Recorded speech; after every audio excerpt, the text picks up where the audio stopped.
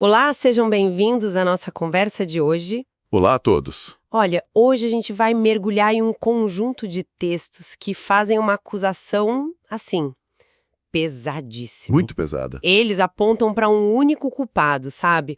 Um suspeito principal como a causa de quase todo o sofrimento humano. E a nossa missão aqui é investigar isso. Tipo detetives. Exato. Vamos seguir as pistas, analisar as evidências e ver se essa afirmação tão radical se sustenta. O suspeito, O egoísmo. a tese é que ele não é só um defeito, mas a verdadeira chaga da humanidade. Vamos fundo nisso. É uma premissa muito forte. E o ponto de partida dessa nossa investigação está em O Livro dos Espíritos, a pergunta 913. É direta ao ponto. Qual é? Dentre os vícios, qual é o que se pode considerar como radical? E a resposta ela é categórica, é o egoísmo. Daí deriva todo o mal. Estudai todos os vícios e vereis que no fundo de todos há o egoísmo. Uau! Os autores não deixam, nenhuma margem para dúvida. Não é uma força do mal entre outras. É a matriz, a fonte. Certo, então essa é a acusação formal. A raiz de todo mal. É uma frase que a gente ouve muito, né? Mas talvez a gente não pare para pensar no peso real dela. Como é que isso funciona na prática? Tipo, como o egoísmo seria o pai do orgulho ou da inveja? Ótima pergunta. Vamos pegar a inveja, por exemplo. O que é a inveja? É aquele sofrimento, aquela raiva que a gente sente pelo sucesso do outro. Sim. Mas por que isso incomoda a gente? Porque, no fundo, o egoísmo nos faz acreditar que nós deveríamos ter aquilo. O foco está todo no nosso eu, na nossa falta. A felicidade do outro só serve para iluminar o que, na nossa visão egoísta, falta pra gente. Faz todo sentido. E o mesmo vale para o ciúme. É o medo egoísta de perder a posse de algo ou alguém que a gente considera nosso, uma extensão da nossa personalidade. O egoísmo é tipo o sistema operacional onde todos esses outros aplicativos de sofrimento rodam. Entendi. É o foco excessivo no eu que acaba distorcendo toda a nossa percepção da realidade. E quando a gente escala isso para a sociedade, o resultado é o que vemos todos os dias. Exato. Tem um dos textos de Obras Póstumas que descreve a sociedade como uma arena, onde cada um tenta afastar o vizinho para tomar o lugar dele. Isso me soa terrivelmente familiar. É o retrato da nossa época, né? É a lógica da competição predatória no mundo corporativo, a briga por atenção nas redes sociais, é o eu primeiro, só que multiplicado por bilhões. Exatamente. O egoísmo atomiza a sociedade. Ele nos convence de que a gente está numa competição de soma zero, sabe? Para eu ganhar, alguém tem que perder. Isso gera um estado constante de antagonismo, Sim. de desconfiança. Mas as consequências que os textos descrevem vão além do social. Elas tocam na experiência da alma depois da morte física. E aqui a coisa fica ainda mais séria. Porque a gente não está mais falando de problema no trabalho ou de estresse, mas de um estado existencial. Sim, o céu e o inferno têm descrições muito vívidas sobre isso. O espírito que viveu uma vida centrada só em si mesmo encontra o vazio, o abandono absoluto. Nossa, Ele sente fome, sente sede, mas ninguém ajuda. Ele procura um ombro amigo, uma palavra de consolo, e não encontra nada. Só o eco da própria solidão. A lógica que se apresenta é de uma justiça imanente quase matemática. quer dizer, é uma espécie de espelho cósmico. Perfeito, um espelho cósmico.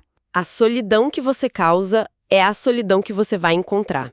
O universo simplesmente te devolve em alta definição aquilo que você emitiu. Exato. E não como um castigo de um juiz externo, entende? Não é um juiz. Não é. É uma consequência direta das suas próprias escolhas.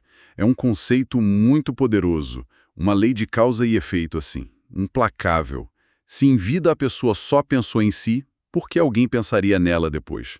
Ela se isolou do fluxo do amor, da solidariedade, e quando se desfaz do corpo, ela só se depara com o resultado desse isolamento. Ok, o diagnóstico é pesado, o quadro é bem sombrio.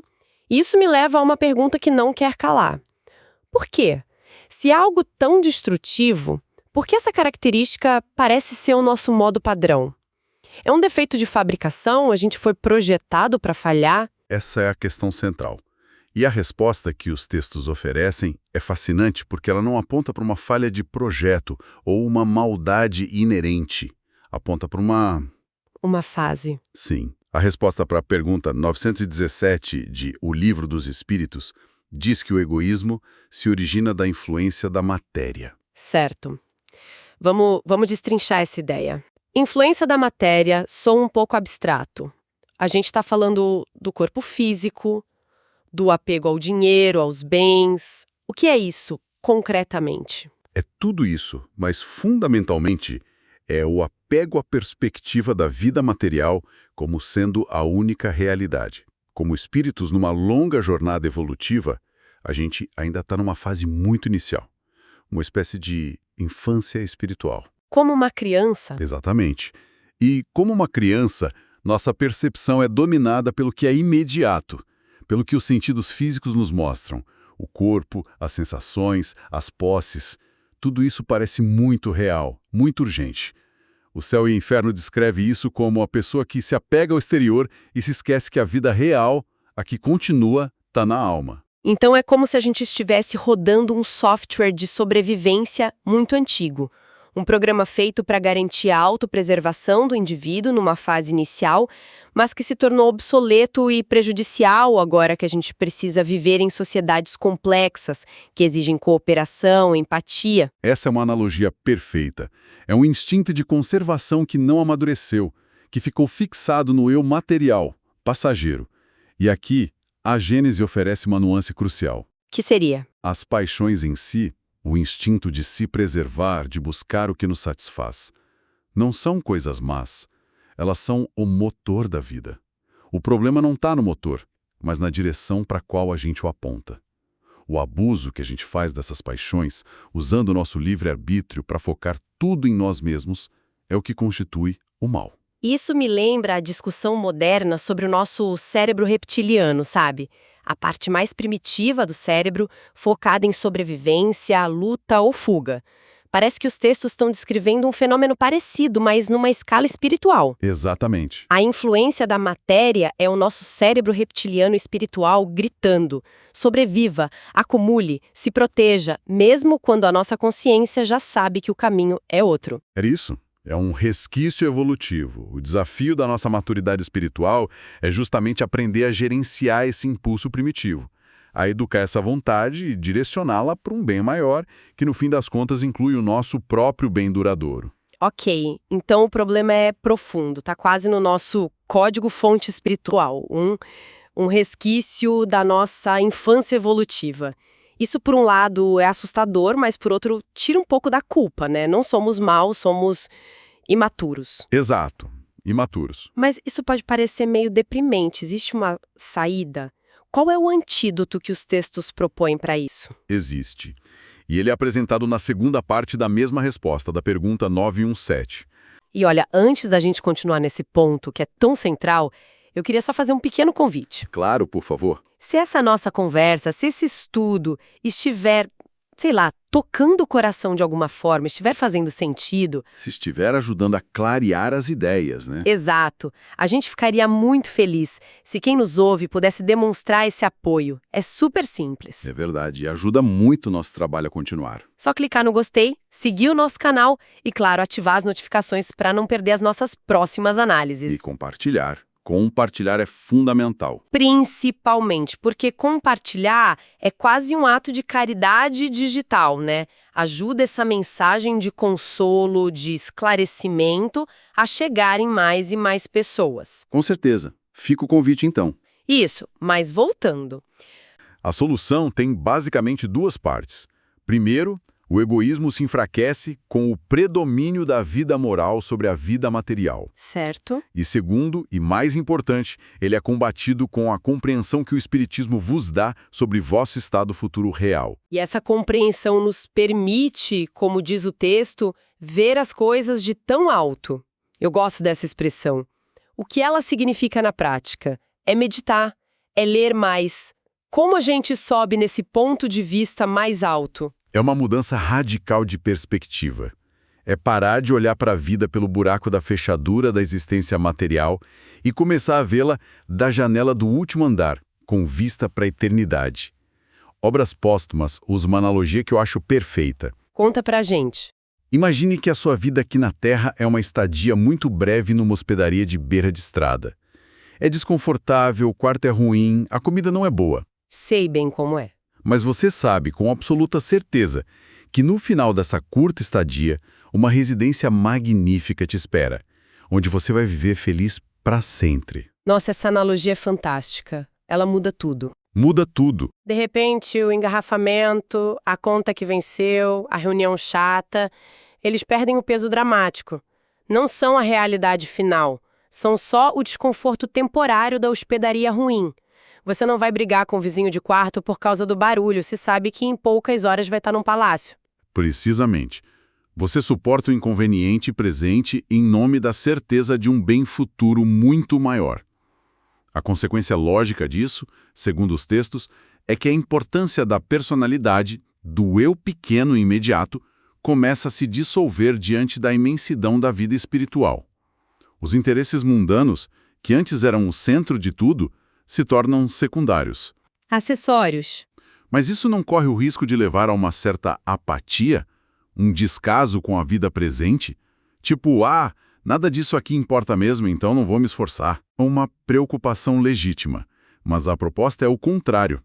Essa nova visão não te convida a se retirar do mundo, mas a agir no mundo de uma forma diferente. Ao entender que somos todos viajantes na mesma jornada, indo para o mesmo destino, a solidariedade se torna um ato de inteligência. Interessante. Como aponta a Gênese, com essa compreensão, a fraternidade deixa de ser apenas um dever moral, algo que a gente deve fazer, e se torna uma necessidade social, algo que fazemos por convicção.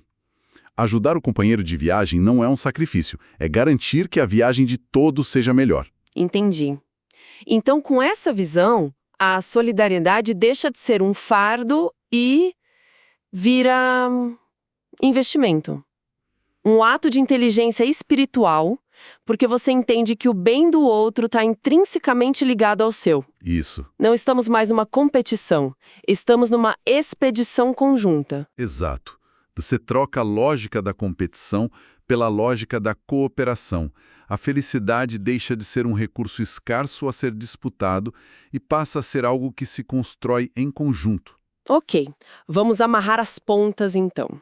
A doença é o egoísmo, o diagnóstico é que ele é a raiz de todo o mal, a causa é a nossa imaturidade espiritual e o apego à matéria. A terapia é essa mudança de perspectiva, essa capacidade de ver as coisas de tão alto. Exato. A minha pergunta agora é: como a gente sabe que o tratamento está funcionando? Qual é o sinal visível, a evidência da cura? A evidência tem um nome, e os textos são unânimes e enfáticos sobre isso: a caridade. O princípio fundamental gravado em O Evangelho segundo o Espiritismo é direto e não admite exceções. Fora da caridade não há salvação. Simples assim. Se o egoísmo é o veneno, a caridade é o antídoto em ação. Onde existe a verdadeira caridade, não há espaço para o egoísmo prosperar. E aqui é crucial a gente definir o que os textos entendem por caridade, porque a palavra às vezes soa um pouco limitada, né? Muita gente pensa que caridade é só dar uma esmola, um ato pontual de doação, mas a proposta parece ser muito mais profunda. Muito mais. O Evangelho expande essa definição de uma forma transformadora. Diz que a caridade, como Jesus a entendia, se define em 3 pontos: benevolência para com todos, indulgência para as imperfeições dos outros e perdão das ofensas. Vamos analisar cada um. Benevolência para com todos. Isso é, querer o bem do outro ativamente. Não é só não fazer o mal, é desejar e promover o bem. Isso. É atitude proativa. Indulgência para as imperfeições dos outros. Essa talvez seja mais difícil no dia a dia. Com certeza. É a capacidade de não ser o primeiro a apontar o dedo. De entender que o outro, assim como a gente, está lutando suas próprias batalhas contra as suas imperfeições. É trocar a crítica pela compaixão. E por fim, perdão das ofensas, que é o ato de liberar a si mesmo do veneno do ressentimento. Então a caridade nesse sentido é o egoísmo ao contrário em cada detalhe. O egoísmo é o foco total no eu. Meus direitos, minhas mágoas, minha perfeição. A caridade é uma constante atitude de se voltar para fora. O bem-estar do outro, a imperfeição do outro, a ofensa que eu preciso perdoar. Exato. É a prática diária de descentralizar o ego. Perfeito. É a materialização do mandamento amarás o seu próximo como a ti mesmo. Não é um sentimento vago, é uma prática, uma disciplina da alma. É o único caminho, segundo essa filosofia, para dissolver o foco exclusivo em si mesmo e, consequentemente, curar a chaga do egoísmo. Então, recapitulando nossa investigação. Partimos da acusação de que o egoísmo é a raiz de todo o mal. Vimos que ele opera como um sistema central que alimenta vícios como a inveja e o ciúme. Entendemos sua origem não como maldade, mas como uma imaturidade espiritual, um apego à matéria. Certo. Descobrimos que o remédio é uma mudança de perspectiva, uma visão mais ampla sobre a vida, que diminui a importância do nosso pequeno eu. E, finalmente, chegamos à caridade, em seu sentido mais profundo de benevolência, indulgência e perdão, como a negação absoluta do egoísmo, o antídoto em ação. Exato. E isso nos deixa com uma reflexão final, um desafio prático que emerge de todas essas fontes. O egoísmo não vive só nos grandes atos de crueldade que a gente vê nos noticiários. Ele se manifesta sutilmente dezenas de vezes por dia. Nas pequenas coisas. Nas pequenas escolhas, onde o nosso interesse, o nosso conforto, a nossa opinião, a nossa pressa se sobrepõem ao interesse do outro. Se a caridade pode ser um gesto simples, uma palavra de consolo ou um favor, como os textos sugerem, a pergunta que fica é: qual seria a menor oportunidade no dia de hoje para a gente inverter essa lógica? Qual pequeno e quase invisível sacrifício do eu pode ser feito em benefício de outra pessoa, iniciando o desmantelamento consciente desse antigo e tão arraigado hábito? Deixem suas perguntas e pensamentos nos comentários. Eles são um material precioso para futuras conversas e para os episódios de perguntas e respostas que estamos planejando. Com certeza.